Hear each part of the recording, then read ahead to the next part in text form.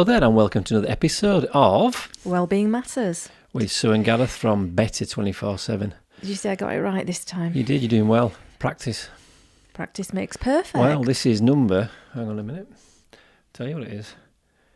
This is number 17 Gosh. of our podcasts. So one a week, we've been doing this 17 weeks now. Wow. Getting into quite the habit, isn't it? Yeah, we're becoming pros. But we've done a lot before this kind of, I suppose, station. We did a lot of practice last year. We did a lot of talk. Well, I did. I got quite comfortable in front of camera and podcasting, speaking. I think today, well, what I want to talk about today was the title of the podcast is called Keep Plodding On. Because I thought, there's a lot of stuff we've done in the last 2 or 3 years, which at times has been quite difficult. We just had to keep going, even when you couldn't see the outcome. And I think a lot of people go through this. I was thinking about this because there's 2 or 3 things that are happening at the moment in our little lives. And also, I suppose, in the greater things going on in the UK, especially one thing I want to talk about today, a particular event that's going on, which kind of is very relevant to that title, Keep Plodding On. Isn't it? Yes. So, firstly, we'll mention that event, so people are wondering what it is. It's something called the Spine Race. Now, this, in fact, you explain what the Spine Race is, because it's something we've been following avidly now. It's an annual thing for the last 5 years. Yeah, I don't know how we got into it. Was it Phil? I think Phil. Our friend Phil, we should get Phil on a podcast. Yes, He'd be good in a podcast. It'd be good value. He likes to talk and he's always got some interesting things to say. But Phil's a walker, isn't he? So tell us. So the Montaigne Spine Race is a 268-mile race along the spine of Britain, which is, of course, the Pennine Way. Starts in Edale, which I think is Edale, the Peak District. Derbyshire Peak District. And it finishes at Kirkyettam, which is on the Scottish border, am I right? Yeah. So it's supposed to be Britain's most brutal race. I think it might be Europe's most brutal race because it's always in January.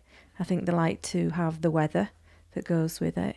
And it's an endurance, it's an ultramarathon, and we are absolutely hooked on it every single January because you can go onto the internet and you can go onto their Facebook and the website, and they have the numbers and the dots on a map, and you can see where they're going, all the different stops they make, who's in front, who's behind, and it's just quite fascinating. And for me, I've just been watching another video. They put a video on every day and they make like a little montage. It's very moving because it kind of touches a part of you, which is it's kind of the human spirit. And these people do it a lot, but even so, they have dark days afterwards. I mean, the guy that won it, John Kelly, who did a really good time, he looked like a broken man. He had to be helped into the pub to sit down after finishing.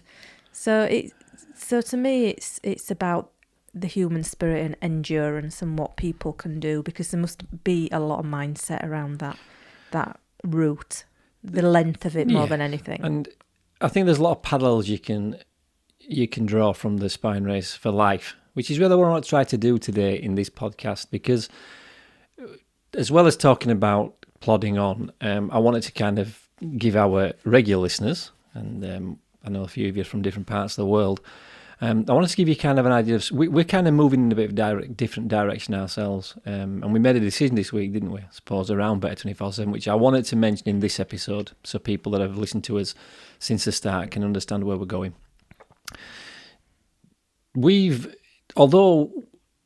Although we've had Better 24/7 as a legal entity now since 2013, it's quite a long time. we've never really got into it properly. And we didn't really understand what it was. It wasn't anything in particular. We had an idea. The concept around it to start with was, how can we help people improve some aspect of their life, specifically around wellbeing? And the reason we called it Better 24/7 in the first place was because we both felt the importance of understanding that getting yourself to improving something, especially your wellbeing, which is pretty much every aspect of your life covers your wellbeing, it's not something you can do now and again. It's pretty much a full-time job. In fact, more than that, it's something you're working on or doing something on 24 hours a day, 7 days a week, hence Better 24/7. But I suppose we've never really got comfortable with how we make that fit. We've tried to make it all things to all men and women. Yeah, we weren't sure how to actually share it, how to sort of put it out there and get other people involved. We've had a lot of things we've had to try. We've tried, having sort of social media accounts that allowed us just to share what we did, and then we found a lot of that was walking, and did that really have relevance because it was only one thing. Looking back at the podcast, they have been quite heavy on the food aspect, which again is a big part of our lives. And again, we believe food is, and what we eat, nutrition and what we drink, is a big part of our well-being. But it has been at times frustrating because we get an idea, we go with it for a little while, then realise we're kind of a little bit stuck with it. It didn't really get to where we want it to go to. Because we're not practical people, Gareth. We have all these ideas and we can wax lyrical on about things. And I think we have some very good ideas and there's a lot of creativity between us. But we have been lacking the practical aspects of starting a business. The one thing I've always believed, and I've believed this most of my adult life, is if you wait to do something till it feels perfect, it's never going to feel perfect. And I've put a lot of things off waiting for it to be perfect, to be quite honest, even though I knew that wasn't the right thing to do. What becomes clear sometimes when you set off on a path, you're not exactly sure where that path's going to take you. And I suppose just like we're talking about the spine race, they have a map to follow. They start off, as you say, in Edale in Derbyshire, and hopefully 268 miles later they arrive safely in Kirkyeton. But even yesterday we evidenced one of the top ladies looking to get she looked like she got slightly lost. She came off track. Yes, in fact, it was the second lady in, and she said that she had got lost, and she said it was harrowing. Yeah, because for those people that don't spend time in the hills, even during daylight, it can be quite a grim place and a very difficult place to get your bearings in. You can soon become disorientated, even in good conditions. So to be doing this race they're doing in the night can be even more difficult. So I think sometimes life's like that. I think when you're going down a path, you're following the path you think you're on, and sometimes you find you've got slightly lost, even if you knew you wanted to follow a certain path. So a couple of things happened this week which were quite significant on the Better 24/7 front. Firstly, the Facebook page got binned. I've known that Facebook page has been inherently wrong for about 8 months, and it's nothing wrong with the people. Well, I've got to be careful I say it. We had a following which was nothing like our kind of core market, the people we're aiming at. The reality is Better 27 is a business. We're looking at some point, especially this year, we're looking to turn it into something now that becomes a full-time income and allows us to support us to continue to grow the work we want to do. And first and foremost, a lot of the people that were interacting on our page were not from the UK, so there were very, very few chances they would ever come to one of our events. Well, what was the favourite word?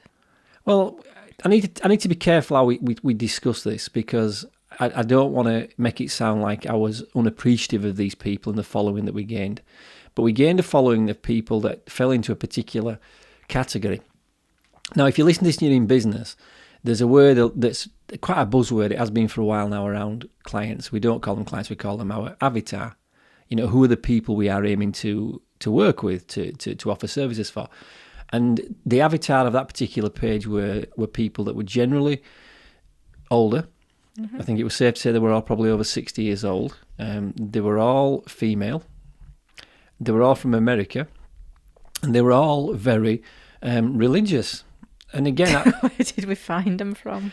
Look, Facebook is one of those things. It is a minefield trying to work Facebook out. Facebook is a tool to advertise for businesses. I understand the workings of Facebook to some degree, but what I don't understand is how we managed to pick up so many people with three specific similarities. One is they were all over a certain age, which I didn't particularly go looking for, over 60. I didn't have any age upper or lower limits, but I kind of suggested that we should be looking for people that were in the 40s and 50s.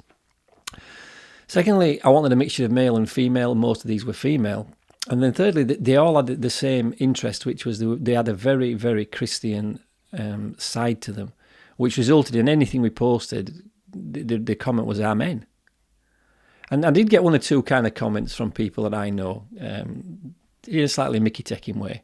that we'd almost created a religious cult. So, and you'd said many times, maybe you should just become a preacher, Gareth, because we seem to have the right audience if you wanted to be a preacher, but we're not preachers. And although we might sound at times like preachers sometimes because we're talking a lot, we're not. So it became clear to me that I'd been stuck with that page and what it was doing for some time. And it'd become an increasing frustration because Facebook also had done some things which I weren't happy with. They had put some limits on the page. They wouldn't allow me to change the name. I asked them, it was actually 15 times I messaged them via, if you want a quick response. No, it says if you want to appeal the decision, talk to us about it, get the limits taken, respond to us. And I did 15 times, not one answer back from them.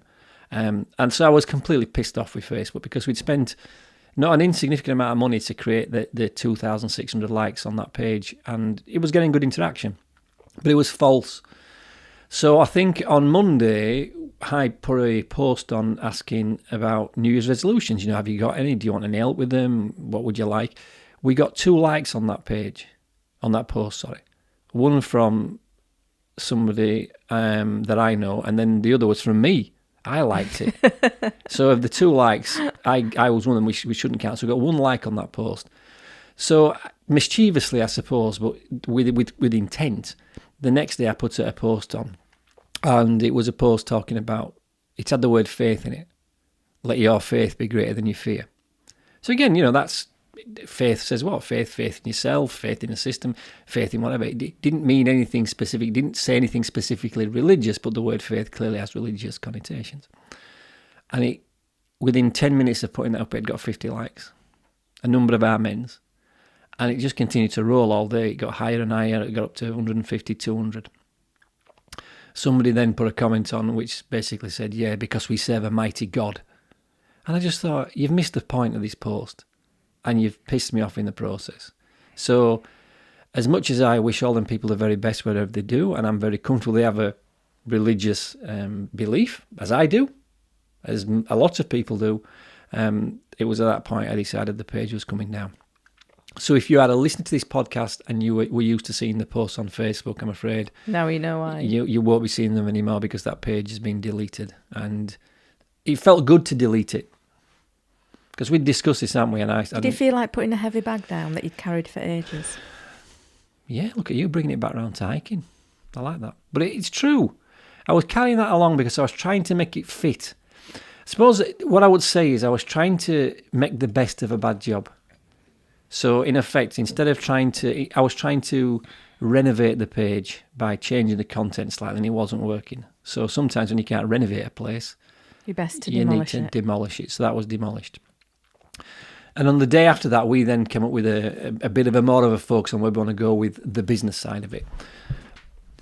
We're going to start focusing now on offering our services to businesses, to business owners, to people who work in business, self-employed people, because we've recognised that's who we are. So we are those people. We work for ourselves. We understand the challenges of that. We also understand how that can affect your well-being. Would that be safe to say that? Yep. So those are the kind of people that we think we have a lot of common ground with. And it just kind of seemed, when we made that decision, we said, whoa, yeah, let's just offer a day. So maybe those are days where businesses can send 1 member of the staff and we could get a number of people, small gatherings, probably about 10 or 15 people at events that are all about a full day in looking at your well-being and how you improve that in the workplace and also within your life outside work. And we could also then take that into businesses and do a full program for one business, so all the employees in one business. And it kind of started to feel like that made sense. And it seemed to be a lot clearer. But it had taken us 4 years to get to that point. So that's why that's why today is about plodding on, because we've done a lot of plodding. The last 4 years has been about plodding. Sometimes we've gone quicker than others. Other times we've gone back a step. Sometimes we've got lost, but we've just had to keep plodding on. And I wanted this podcast going forward to be, this is not a podcast, I wanted the podcast for people to listen to that wanted to improve the well-being. So you don't have to be a business owner to listen to our podcast going forward, or even a employee. You just need to be somebody who's interested in improving the well-being, and that's what this podcast will offer. This is a slightly different kind of way of us talking, and hopefully it will cover anybody that's interested in improving the well-being. But our focus now as a business, from the earning money perspective, will be solely on creating events and days to service people that are in the world of work, self-employed or employed by somebody. So when you say that plodding on and how difficult it gets sometimes, what is the difficulty? Is it because you can't see where you're going? A number of reasons I think that people never achieve something that they want to in life is because they give up too easily. I don't think people understand the journey. We've watched that spine race many times, and to say it to explain it how you explain it makes it sound very simplistic almost. You know, you follow the Pennine Way for 268 miles, and there's a number of things within that you say there, which if you were to stop and think about that sentence, and you would have to add something to it actually to put it into proper context. You'd have to say, this is a 7-day race that covers 268 miles, and they have got to carry all their equipment with them. Yep. So break that down. 7 days. So this is a race for 7 days. So somebody is taking part in this for up to 7 days. The winners clearly do it in a lot faster time. But 7 days. So try to just imagine doing anything for 7 days. That's 1 week of your year. That's not insignificant. 1 full week. So start thinking about that from a time perspective. Try to think of a week from now, from you listening to this podcast, or from us doing this podcast. Try to think a week in the future. That's quite a long time. Walking. Then imagine it walking. Imagine 268 miles. So for those of you, try to put that into context. Think how far a mile is. Roughly a mile takes some people on the flat about 20 minutes to walk. So you've got to walk for 20 minutes, 268 times. Carrying a backpack with all your gear in, which is quite heavy. Yeah. No showers. No showers. Now let's throw another element in. Your chin in bog water. This is the Pennine Way. Yeah. Over 3 or 4 of the highest points in the country. In the worst weather of the year. In the worst weather of the year. So when people say, oh yeah, it's dead easy to say something sometimes. Like it's dead easy to say things like, I'm just going, I need to lose 2 stone. Or I need to earn an extra £10,000 this year. These sound simple because they're simple to say. The reality is there's a heck of a lot of work goes into things, and sometimes people underestimate that. So I think people set off on a journey thinking it'll be easier than what it is and don't want to plod. What do you, if I say the word plodding, how do you understand the word plodding? In what context and how do you understand it? I have a bit of a negative view of plodding. No, tell us what that means. What's your negative view on it then? It's slow, laborious, low energy, bit of a plodder. Never give in, I suppose. Just keep going. So you say that's negative. I wouldn't say that's negative. I think that's a true appraisal of the word. I suppose when we were children, being called a plodder was not a good thing because you wanted to be a go-getter. You wanted to be ahead of the crowd. I think when I think of the word plodding, I think what it says to me does the word plodding is you plod instead of giving up. Most people plod. Plodding is a word for me that says sometimes in anything you're doing, you're making great strides forward.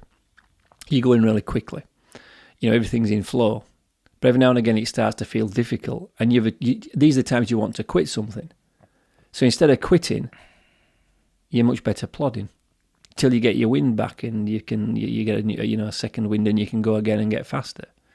So I think that's what I would say we've done in the last few years. We've had moments when everything's been in flow, we've done really well. Then you get to a point where it becomes difficult and you could quit. We could have quit on Bet 24/7 2 years ago and justifiably. We weren't making any money out of it. It didn't seem like we knew what we were doing. We didn't really have the time. We didn't really have the focus. Everything we tried seemed to be in some way, shape or form slightly wrong. I don't think we should be embarrassed to say that because I think this is the realities of doing anything, whether it's a business or anything you take on in life. You have got the moments when you just think, I've had enough of this. And those people in that spine race, I wonder how many of those people, if you ask them honestly, how many times they genuinely wanted to quit. And I bet there's quite a few of them wanted to quit many, many times. But you just think, I'll just plod on for another couple of miles and see how I feel. That's how I handle walking, how I handle running, how I handle exercise. Yeah, because watching it this morning, clearly there's a few people that have finished. I think there's about 8 of them now. Well, But fun if I've got it up on then here. there's a group that are far back, way, way back. And it's them that I were feeling for this morning and being quite inspired by their resilience, because the leader came in, did he come in Wednesday? Yeah, We're now Friday, and they have about 80 miles to do. And they're well within the time. They're all well within the time to finish it in time. And I'll tell you what's come out. There's a lot of camaraderie. There's a few groups that are sticking together now to support each other. But the people at the back, I think, they're even a little bit more special to keep on going. They're the plodders. Well, we often say that when in life we tend to always respect two categories of people, and especially in sport, we always kind of revere and look up to the people that are very good at it. So, for instance, the guy that won this race did in 87 hours. That's ridiculously quick, and he would have had to run most of that. He'd have been running a lot of that, not sprinting. He's not doing 100 metres dashes, but he'll have had to keep moving quicker than walking, so running for most of that time. Including getting sleep as well. So when he came in, we were excited for that, and we respected him. We said, he's done well, he's the winner, and we revere him. And then there are those other people which just keep going and keep moving forward. And in sport, they're the ones that do tend to finish last, but we love the heart they showed because they know it was difficult. But there's no raft of people as well in between. Mm-hmm. Somebody's had to come second in this race. Somebody will have to be the final finisher. And I wouldn't say last. That's a very wrong way to look at it. The final finisher, I think, is the better. They still finished it. But all those people in between, and sometimes we can get lost in that midfield because people like the winner or the one that really battled through and actually just did it and finished it under all them difficult circumstances. But there were a lot of people here that have just gone about the business and kept going at a pace they probably set out to start, when they set off they wanted to do, and will finish it in a time they probably designed it to finish in. That's true, because last year I remember the guy that came in last. I don't remember the people before him. I remember the first one or two, and then the guy that came in last, an hour and a half before the race cut off. Well, I have this thing, I've shared it with you many times, and it's something I share when I'm working with any group of people, that when you're doing something, if you're asked to do something as a group, say, can somebody do this? And it maybe stand up and talk, or introduce yourself, or maybe take part in a process. You either want to be first or last. People always remember the first and last. It's the midfield that gets lost. And I think a lot of people in life, because there's a lot of people, and there could only be one first and one last in anything we do, there's a lot of midfield. And I suppose this podcast is aimed at midfield people. Because, don't get lost with the fact that, I didn't come first, didn't come last. No, you completed the task in front of you because, you kept going. And plodding on is sometimes the only option we've got other than quitting. Yeah, and what does quitting look like? Well, it depends what your class is quitting. I think I have to qualify this because there's something on my mind with relevance to the Facebook page that came up, which was when I said I was going to delete it. I think it was it was Wednesday evening, and I didn't delete it properly while Thursday lunchtime. And I kept sitting with it and asking the question: am I making a mistake here? Am I quitting? Because there's no nobility. I can assure anybody listening to this, there's no nobility in keeping going down a path which is clearly wrong. There's no kind of and some people do that thinking there's some kind of glory in it. I'll just keep going even though I know I'm wrong. No, I'm not talking about that. I'm talking about you keep plodding when you know you're on the path you think you should be on. You just need to keep going. That's different to saying, actually, this path I'm on is I'm lost and I'm going nowhere. I think you need to know when enough's enough. I've shared this with you. I worked in a garage back in the 90s. I was a car salesman. And one of the jobs we used to have is we used to have to sometimes go to people's houses and drop cars off, pick them up. And one of the jobs we were doing, we were taking a car to a customer. And they had a courtesy car, and we were going to bring the company car back. And I was with the mechanic, and the idea was he was going to go there and just do some work on the car. When he got there, then we'd come back. And we had to drive off, and I was lost. And he was a little Polish guy. I don't remember his name, but I remember he was Polish because he had a very, very strong Polish accent, which I will not try to replicate. But he after a while, he says to me, he says, "You don't know where you are, do you?" I says, no. And I was getting really wound up because I knew I was lost. I thought, I'm lost. I don't know where I am. I'm just going around in circles. This was before the days of sat-nav. I didn't even have a map in the car. So I was completely lost. And he says, no, Gareth, you're not lost. You're always somewhere. And he just stopped. He says, stop the car. And he says, you're not lost, you're always somewhere. I know we had to find out where the somewhere was where we were. Where were we? Because once you know where you are and where you want to be, you've 2 points of reference, you can normally get there. So that's one advice I give to a lot of people. If you feel lost in life, just stop. Don't get more lost. Stop and then find out where you are. And I think that's an important part of improving your well-being and self-development. Is sometimes we are lost. We don't know where we are. So stop and find out where you are. Because once you're where you are, then you have a point of, I'm here now. Where do I want to be? Oh, I want to be there. Right. I can navigate between those 2 points.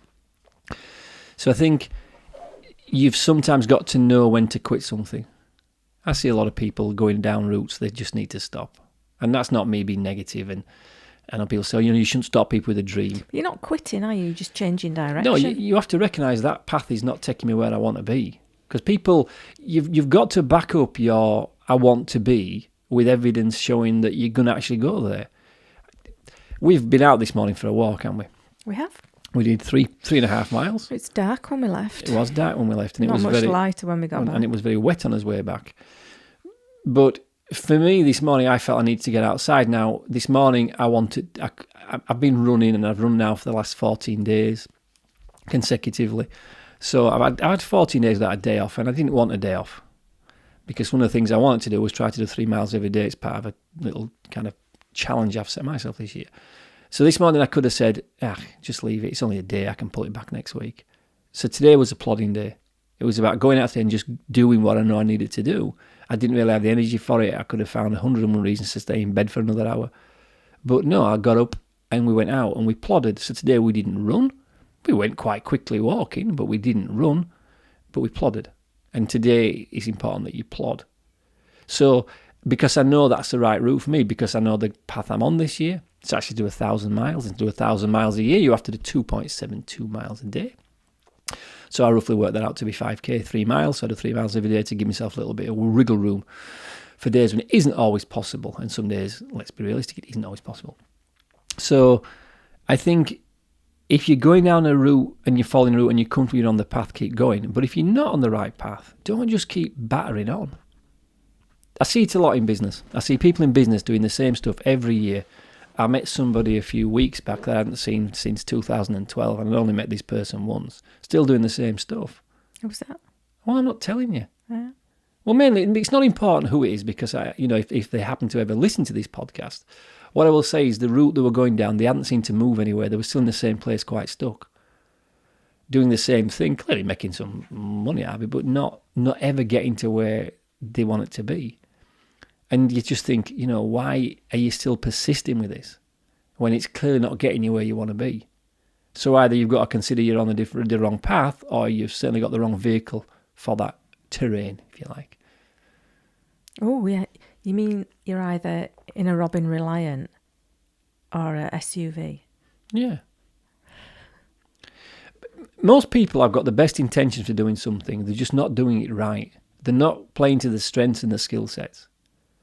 So there are people now, and social media has just almost magnified this, there are people doing things online, either writing things when they're not very good writers, or they're doing video or podcast content and they're not very good speakers. You just think to yourself, I get why you're doing it, because you think you should, but you're not very good at that.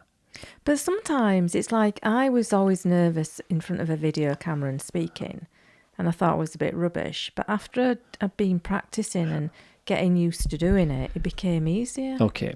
Well, that's because you live with me, right? And the reason, I don't say that because I'm some big I am. I'm saying it because I always recognised you were a good speaker. But I wasn't then. No, you were. You said something in a couple of seconds back. You didn't say I was a bad speaker. You said I wasn't very confident at it. Not being confident at it and not doing it enough is different to not being very good at it. But don't you think when you've got the confidence and you know what you're speaking about, you become better at speaking? You can get better at something, but some of these people they've got the personality of a glass of water. And then they're expected to go online and say something inspirational. It's not going to happen.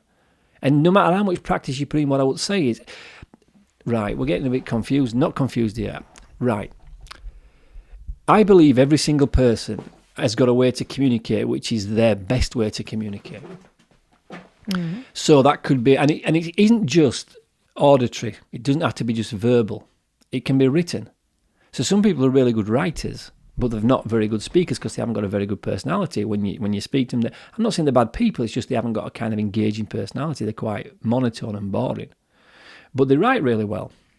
Other people communicate through different mediums. They can communicate through music. They play instruments really well. They might communicate through drawing or painting or art. We all have a way of communicating, and we have one that's our strength. Mine is speaking, right? I can speak. Now, that makes me also not a bad writer either. I can write reasonably good content because I just have to write down what I would have said. One thing I have to do, though, and I've got a little program that does it for me, is spelling and grammar, because I'm rubbish at spelling. Because you don't need spelling and grammar when you're speaking, but you certainly need it when you're writing. So if I was just to say, you know what, I want to be a really good writer, I could practice, but it's going to take me a long time to get better at it when actually my greatest strength is my speaking. So by speaking and talking to either video or to podcast, that plays to one of my strengths. And I've had enough people telling me I'm a decent speaker, I'm fairly engaged. I know I'm good at it. And that's not being cocky, that's being confident in knowing what my ability is. So if your ability is one thing, do that. But even that, sometimes you have to plod on with. So what I'm saying is, if you're going down a route with something and it's not working for you, you've got a question, can I improve it enough to make it more comfortable? Am I not doing the work? Or am I just need to try something new? And I think most people don't want to try something new. They keep going on and going on and going on and get more and more frustrated. Perhaps they don't know what else to do. That's exactly what it is. And so really, there would be better stopping and stepping back. So, just like the little Polish mechanic told me, right, stop. You're a bit lost. Where are you now? And then you start to take a kind of a look at the situation. Right, well, I'm here, and here. So with Better 24/7, let's look at some of the things we looked at this week. One is we have a day which we have put together now, which we think would work in a business or an organisation. Or it's a day where people will come to a day. At the end of their 6 hours with us, will go away with a plan to improve some aspects of their well-being that they, in that day, have recognised needs to be improved. Fairly straightforward. Great idea. It's a great idea. Yes, so we've got that. We've got a website. Is the website good? It's all right. I don't think it's right as it needs to be. It's okay. It's not in a bad position. We have the URL. We've got an online presence. We just need to have to look and how that's adjusted. We've recognised and talked this morning about maybe finding somebody to help us do that. Somebody with more of a design capacity than I have. Because by me doing it myself, that's, again, it sounds noble. Oh, yeah, I'm going to do all the own website myself. But that's not really my strength. Not some aspects of it. So when you're in a position where we came up with that idea, we thought, hang on, that's working. We've got the website. We've got the Instagram accounts. People know us for Better 24/7. The friends that we know and that we talk, they know that we're into well-being. So we've actually got quite a lot of things going okay for us. But marketing and clarity of avatar was something we didn't have going for us. So when we sat down on Wednesday, that was just saying, hang on a minute, we're a bit lost. Let's stop and find out where we are.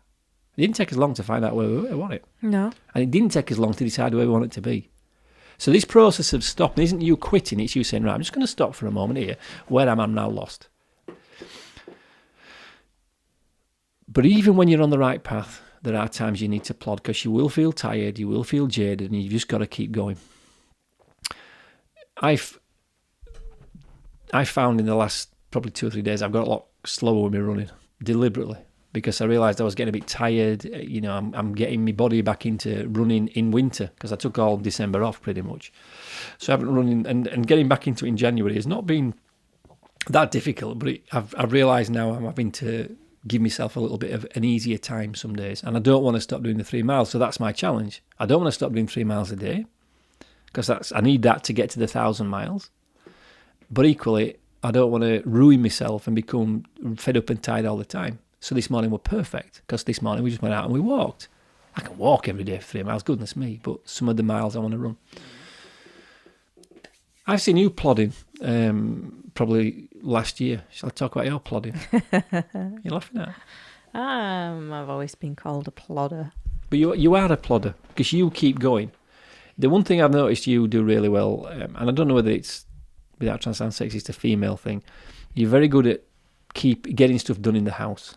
You're the one that if it was down to me to decide when we cleaned the house, or when we emptied the dishwasher, or when we plumped the cushions up on the couch, we would have a dusty house, a full dishwasher, and some very flat cushions. I don't know. It's just things need doing in the house and they don't get done on their own. And sometimes I come back and I'm really tired. I've been busy and it needs doing, and so I have to do it. But your plodding's kind of, if you like, rubbed off onto me.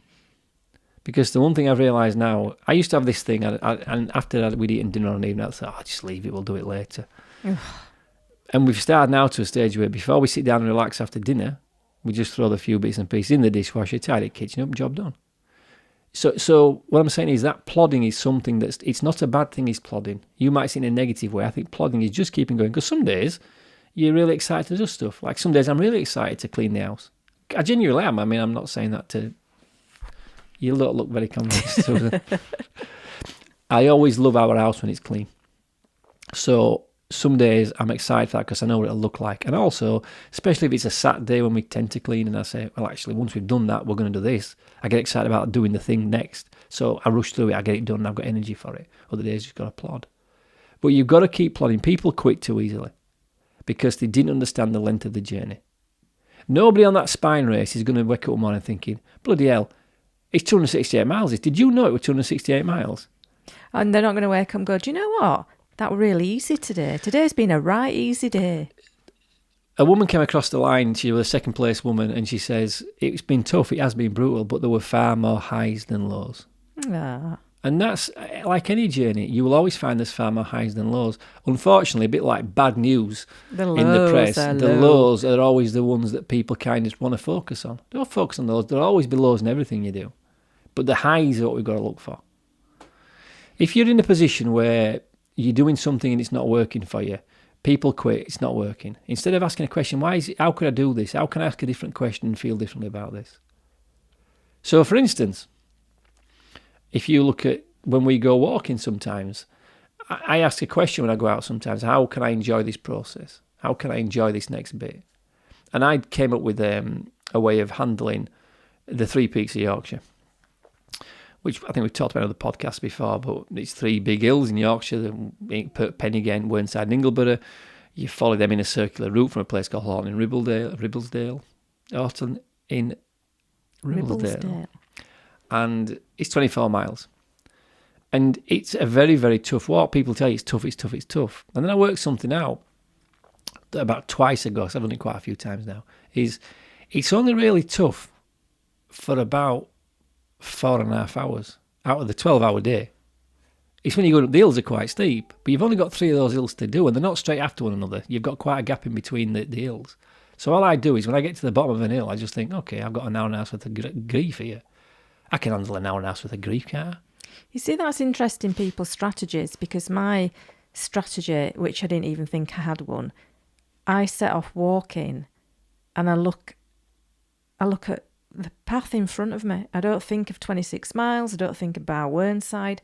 I suppose I'm quite more in the moment, because if I had to sit and think about it, I might think, oh, I don't want to do it. But I know what you mean about plodding now. I set off with the intention of finishing. How I get there unfolds. It might be difficult. Sometimes we've done the 3 peaks a few times. I had a really bad experience coming down Ingleborough once. I just set off, knowing that in another 12 hours you'll be back at the car. Right. Let me tell you why I think that way. And this comes from my background in business. We had a very time-sensitive operation when I ran a business, and we had to have a certain amount of items packaged and dispatched in a certain amount of time. We only had that time. We couldn't gain any more time. So I was always mindful from the first 15, 20 minutes of any operation that would last in our business about 8 hours during a full working day. We had to be at a pace to get to the end at the time we had. So like when you're doing the 3 peaks, you've roughly got 12 hours to do it. And no, there's no, it doesn't close. It's not like after 12 hours you're stuck. That's the challenge, isn't But it? that's the challenge. But a number of aspects come into play with doing the 3 peaks, and the biggest one by far is light. Depending when you're doing it, you can lose your light and getting lost in them neck of the woods at the wrong time of night. So I'm always conscious of where I am regarding pace. When we go out walking, plopped off Inglebury, didn't we? We did once. It was getting dark, but it got really foggy, didn't it? Couldn't see us way off. But that, we've learned, because from that experience we kept going, and then we reviewed our kind of strategy for walking. We took a compass with us and a GPS, which were quite sensible. You have to know where. I suppose in any journey, excuse me, you need to know where you are, where you want to be, and you need to know how much time you've got in between to make that work. And then you have to break that down. How much for each mile? How long for this journey? How long does this stage need to take me? And then I break it down into smaller bits and pieces. So when we go out walking, I roughly say we can walk at 20 minutes a mile. Now, I know we're quicker downhill and on the flat than that. We can be a lot quicker. So that means that if I've got to go uphill for 2 hours and it takes me 24 minutes each mile, well, that's 8 minutes. But I can pick that up on the flat or going downhill.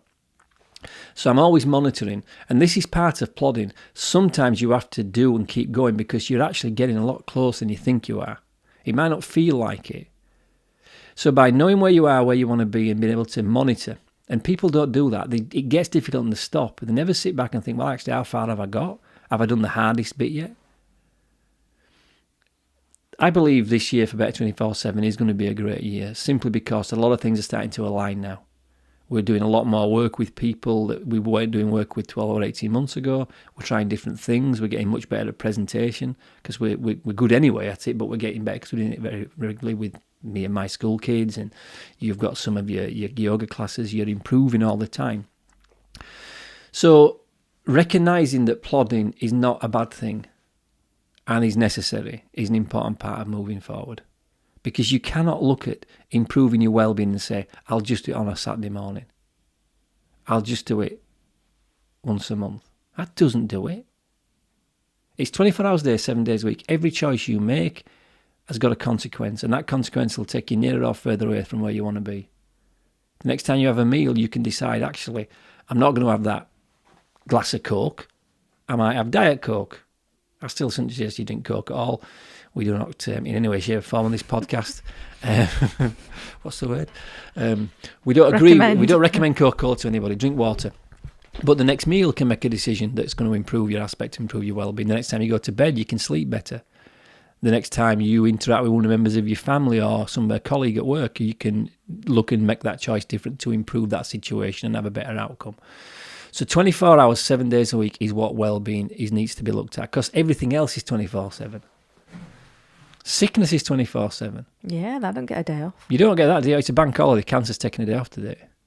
Oh, it's Christmas. Diabetes is going to, diabetes will be back after Boxing Day. No, it's there all the time, 24/7. So if all the stuff trying to take you down in life is 24/7, you need to make sure you're going at it 24/7.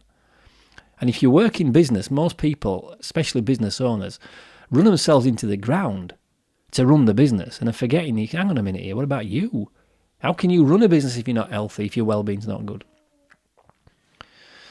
That spine race has inspired me this year in some ways to recognise two things.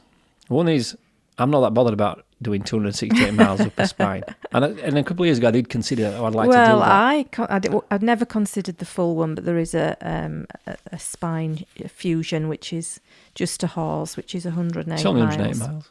I did consider that, especially in the summer. Well, I would consider that, because I think now we're at a level where that's probably not a million miles away from our capabilities. You get 60 hours.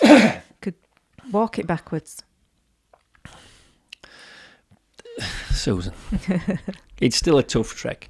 What I've recognised I enjoy now is I like me 5k in the morning. I like to walk a bit, and I've got to a level now where I'm comfortable with all that. It fits in because it gives me what I want on the journey I'm on and where I want to be. Basically, I want to be fitter, I want to be healthier, I want to be able to be fit and healthy so I can do my job well and have all the other nice things in life and enjoy all those things. I'm kind of where I need to be. I'm on the right path. I've just got to keep going. But some days it's harder than others. Even to do the 3 miles, it doesn't sound much, isn't much. But some mornings I'd much rather stay inside. In fact, I think probably 3 days this week I didn't want to go out of what has currently been 5. You've been that way out this week. Does that mean? You've gone silent. What does that mean? I've been that way out. Yeah, I don't have to say anything. You're more than aware. I've plodded this week because this week has been tough. It was tough to take the Facebook page down. It was tough to actually have to re-evaluate where we were. It's not been an easy week, no. But we're out at Friday, we've plodded and we've got through. We didn't stop and we didn't quit. Because quitting on everything on Tuesday morning would have sent to very reasonable action. Forget, I'm just going to get a job or I'm going to set up another business doing what I used to do before. Got to keep plodding. I want to talk to you about something which is, I suppose, in line with this plodding thing and keeping going. When somebody takes on something new, let's say they're taking on a fitness regime, because you're kind of the fitness buff amongst us, and especially the fitness/dietitian, what do you think is a realistic time scale to allow them to take? That depends on where they are. Let's say somebody who's wanting to lose a couple of stone of weight. How long do you think that would be practical in and healthy? 3 months? Yeah, 3 months. It depends on the level of fitness. Have they been doing anything? Are they a complete couch potato and they're quite overweight? I would say a year. If they've already started and they're relatively fit, they've just got a couple of stone that they've put on in the last year, 3 months. But it's always a lot longer than people imagine.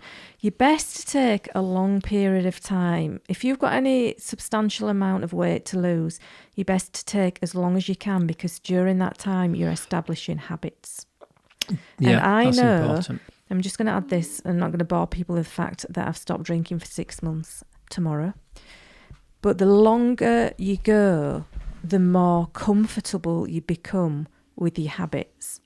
So the reason people go on diets, lose a lot of weight, and then go back and eat and put on the weight again is because they haven't given themselves time to establish a way of life that becomes a routine and becomes non-negotiable and easy to do, a habit.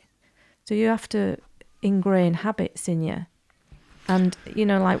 So you say 3 months to start a habit? Oh, no.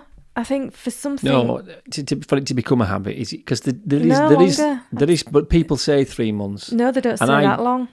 It's something like 21 days. Yeah, because although I've mentioned, I've given this specific idea to tell us about the idea of losing weight, I think you have to develop habits and you have to think in a much longer period of time. You've had years and years of living in a particular way. You're conditioned, your family is conditioned, your environment around you, and you're breaking it down. So there's a lot of mindset, there's a lot of psychological issues. It's not about, for people giving up drinking, it's not just stopping drinking, the physical thing of drinking. It's not just looking at your food and eating better. There's a whole host of other things that are going on that have to be broken down and rebuilt. It's like building a house on sand that starts to deteriorate. You can't keep going and putting it back and putting it back. You have to just... The foundations. Get rid of it. Start again with stronger foundations. So I think that is whatever you're doing. Anything at all requires you to have a mindset that says this is going to take a while. There's no shortcuts. There is no shortcuts. But the problem is we've been sold shortcuts by other people. Lose weight quickly, get fit quickly, start a business and make money quickly. Right, Gareth, how do you lose weight quickly? Because you're the master of losing weight quickly. Be honest, how do you lose weight quickly? Don't eat. You just don't eat. It's not healthy. No. But there's a way of doing it. But again, I think we've got to look at... This section of the podcast, if you like, is about... I want to get people to recognise that once you decide you want to be somewhere, don't look for the easy option. Sometimes some plodding is required. And sometimes you've got to start off plodding. Even if you don't know where you're going, or you know where you're going, but you don't feel like it's comfortable, just keep plodding till it gets easier. And also be aware, if you're wanting things quickly, you're wanting time to go quick. Well, not just that. People, you end up being... If you're not careful, if you can't develop patience, I don't think you can achieve much in your life. Because we do at times need a level of urgency. So like this morning when we were out walking, we got to about 1.5 miles. I intended to do 4 miles today. I thought we could do 4 miles. And we got to a point when it became clear the weather was deteriorating. So we were about 2 miles, 2.5 miles. Yeah, and I had a And you had a jacket on wrap that jacket wasn't. on. But But no, it's not waterproof. but that was there, me recognising, hang on, it would have been nice to do 4 miles. We ended up doing 3.5 in the end. But it wasn't, you weren't togged up for it. I was, but you weren't. So we had to take a shortcut back. And there are times when you need to show some urgency, otherwise you're going to get clipped by some conditions. So there are times in a business when you need to show urgency because that work needs doing now. You can't wait 6 weeks. You lose a client, you might lose the opportunity. Other times you can just keep plodding if it's difficult. Other times you have to have some urgency. And this flicking between plodding and being urgent is an important skill set. But you've got to look at things in a much grander picture. The only problem with looking at things in a grander picture, it shouldn't stop you doing something to start with. People have got this habit sometimes of giving them a year to do something. So like last year, I gave myself a year to run 1,000 miles. And it sounded like a long time because it was a long time. It's quite a long time. It's only a year, but it's a long time to do it. It's only 2. So last year, January was okay, but February, March and April, I didn't do very much walking or running at all. Be honest, you didn't really start while June. I didn't start while June. So I ended up having to make something that should have been relatively straightforward. I made it more difficult because I didn't keep going. What I would have been better doing is just plodding a little bit to start with. Plod through January, February, March, which is what I want to do this year. January, February, March are going to be the months when I plod.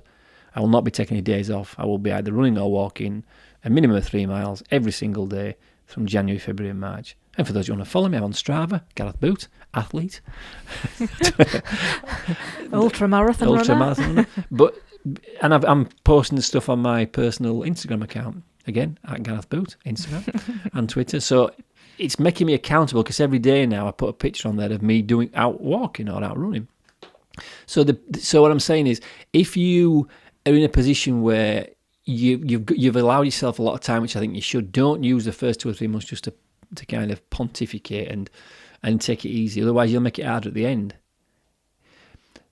You're always better trying to do the lion's share of anything in the first half of the amount of time allowed for it. So when we go, this is why when I go walking with you, I try to push us those first 2 or 3 miles to get ahead of it. Because every mile we do less than 20 minutes, we're winning that time. Yeah, it's like going out with a spreadsheet.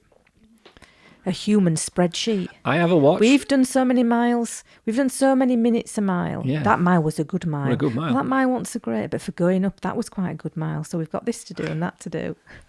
We sound like a geek. We're off the path. We're off the path. Sometimes to keep going, even to keep plodding, you need to have some element of, you need to have some reference to confidence. So my watch shows me that. And when we do, so if we, like the other week when we went out walking, I realised we were 4 miles and we'd done really well. We kind of won almost a full mile back. We'd won 20 minutes back nearly. So I think, you can take it a bit easy going downhill. And then you don't. But it's so much better to be in that position of actually I've got most of it done. The rest should be relatively straightforward as long as I keep going, than the other way around. Now I've got to do it. Because when you've got to do something as opposed to you get to do it, it becomes a whole different ball game. You don't need that pressure in your life. Was this for our 8-mile walk? Yeah. That was a good walk for that. No, but it was. We did that. That for me was another aspect of what I think we've learned in the last couple of years. Was, when we set off with the intention of doing something, we generally get it done. And we're both pragmatic enough and sensible enough to recognise when we're going down the wrong path. Where I think we could have done better in the last 2 years was we should have had the conversation about Better 24/7 12 months ago. I think we probably did. But we didn't have it in the right way because we clearly didn't do anything about it. So just because you've got the intention to change something, you still have to follow through and make that change. Your well-being people, anybody listening to this, your well-being is the most important aspect to your life because it is your life. There's no aspect of your life cannot be classed as well-being. It's not separate. It's not like, the well-being is in the cupboard. Get the well-being out. No, the well-being is there next to the paprika. How often does the well-being come out of the cupboard more than the paprika?